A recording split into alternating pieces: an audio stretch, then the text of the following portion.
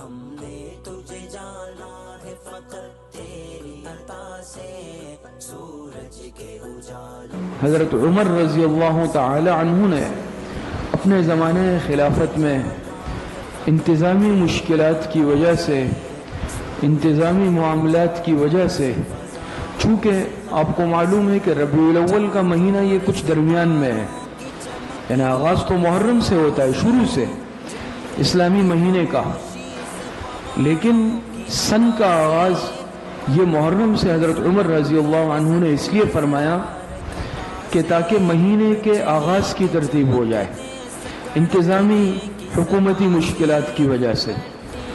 تو اب ہمارے اسلامی تاریخ کا آغاز ہوتا ہے سن ہجری کا 1 محرم الحرام سے، لیکن آج ہمارے مسلمانوں کی، امت مسلمہ کی کمزوری کا یہ عالم ہے کہ ہم اگر نئے سال کی خوشی مناتے ہیں تو ہم سن عیسوی کے اعتبار سے مناتے ہیں. ہمارا نیا سال آج شروع ہوتا ہے 1 جنوری سے. ہمیں نئے سال کے آغاز کا معلوم ہوتا ہے کہ بھئی یہ 31 دسمبر پہ ختم ہوتا ہے اور 1 جنوری پہ نیا سال شروع ہو جاتا ہے. ہم اگر نئے سال کی مبارکباد دیتے ہیں تو وہ 1 جنوری کو دیتے ہیں،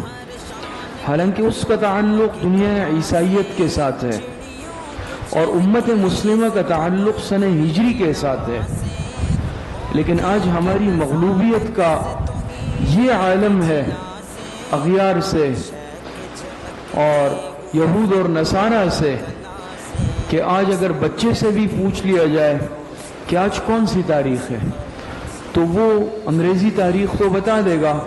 لیکن آج اسلامی کون سی تاریخ ہے یہ شاید معلوم نہ ہو. سورج کے اجالوں سے فضاؤں سے خلاص